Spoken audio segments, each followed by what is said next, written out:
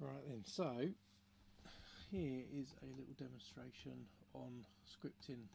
So let's just say you received a model or a drawing, and on closer investigation you've got stupid things like mes frames on both ends of the shoes, or you might have short bit of straight with a lock form on it. You might not use a lock form, you might use a raz, or you might use a snap lock or something like that. So I could, knowing that all these shoes have got these connectors, mes frames, where they shouldn't have, that should be some kind of sheet metal flange turnout, I could one by one click on all of these and change them to something like that. That didn't take me long, but I've got to do that 1, 2, 3, 4, 5, 6, 7, 8, 9, 10, 11, 12. You know, I've got to do it like 24 times.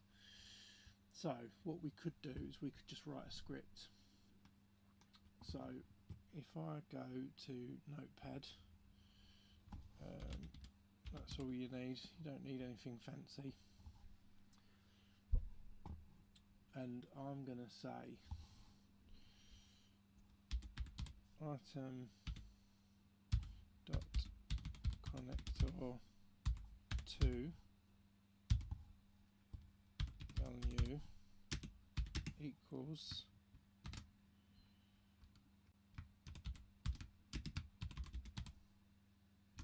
shoe SMF on it. Shoe SMF. Now I can double check that before I commit to anything. Yeah, shoe SMF. So what you write has got to match exactly as it appears in your database. So shoe SMF. So we go back to there, shoe SMF.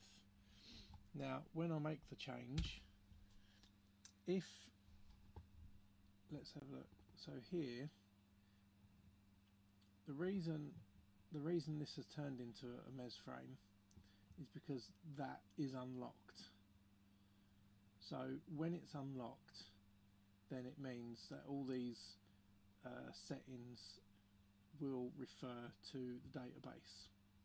So if we look at our database and we go fittings, specifications, let's say low velocity, so anything up to a certain size is going to be 20 mes, over a certain size 30 mes, and then over even bigger 40 mes and RSA.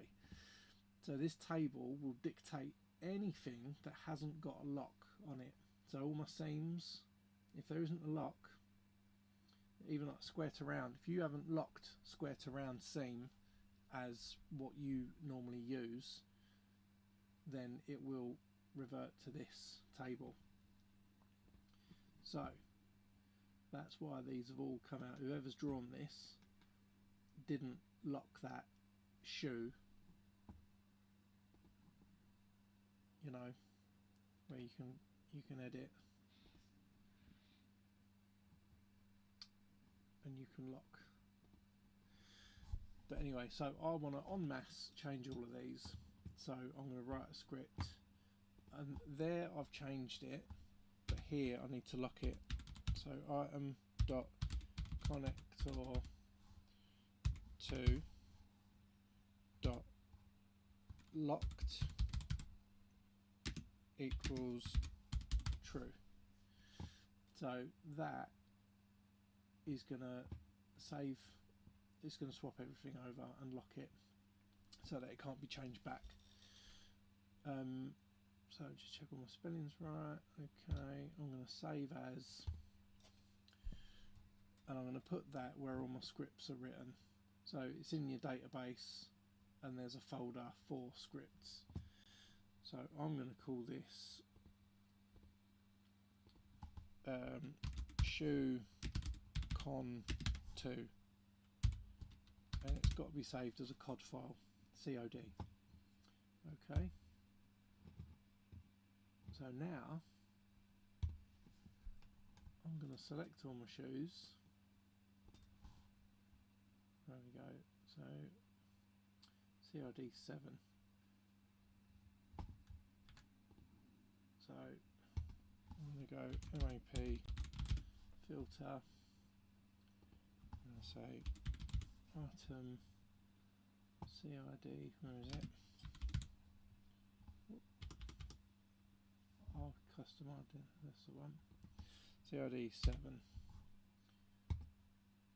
So that's all my shoes, and then I'm going to go execute script shoe connector 2. So now I've just changed all of those shoes to turn out flange.